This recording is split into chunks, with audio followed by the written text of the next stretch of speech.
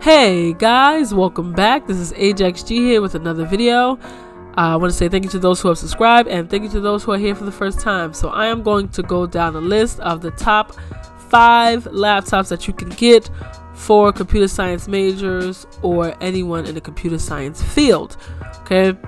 At the end of this video, I am going to go over a list of specs that you can look for just in case some of these may be out of your price range. Also, the links for these will be in the description down below. Alright, so the first laptop that I'm going to start with, yes, is a MacBook, because a lot of people ask, do I really need a MacBook, blah blah blah.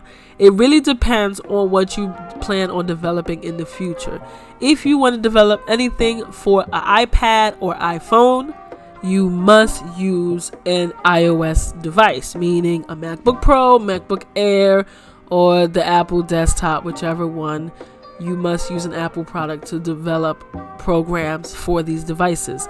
Now, most jobs that live on the Apple ecosystem, once you get the job there, they will give you a unit to use for the job. Alright, now let's switch over to the PCs. The first PC that I want to talk about is the HP Envy. So for this model, you have the choice of getting an i5 or an i7. An i5 will do just fine with all the programs that you're using. It does have 8 GB of RAM. It is upgradable to 16 if you would like, and it does start at 256 GB, so that is an option for you to purchase. Now, I would recommend a solid state drive over a hard disk drive because you're going to be uploading a lot of files and you want them to upload fast.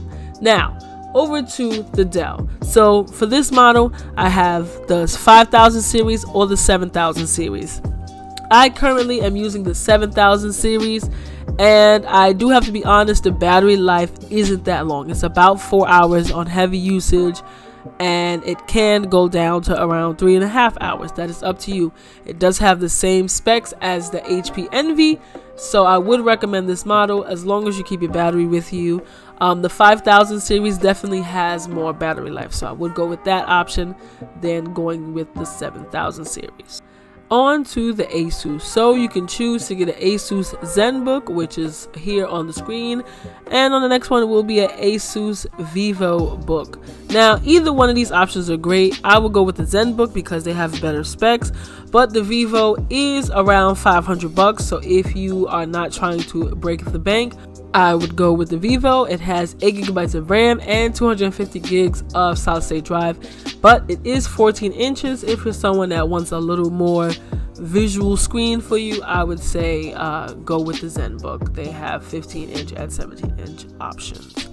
Alright, now we're going to get into the last model, which is the Acer. Now, Acer does have some pretty good laptops. They have a whole range of laptops from low end to high end. I would recommend getting any Acer laptop that is a 15-inch model that has a solid state drive and has RAM. I will leave a laptop down below for you, but as long as you have a solid state drive and at least 8 GB of RAM and a CPU that is an i5, you will be totally fine. I would not say an i3 because once you start getting into certain IDEs, the i3 will start lagging on you and it will get a little frustrating. But if you do have patience, I would say go with an i3. You could save up $50 from there. I hope some of these tips helped you guys out. Again, the specs that you want to look for is an i5 processor, 8 GB of RAM, and a solid state drive. So if you're looking around, check those out or buy a cheap model and then just slip in an SSD if you can by yourself. Just want to say thank you guys for watching. This is Ajaxx G here. Remember, there will be links in the description down below for you.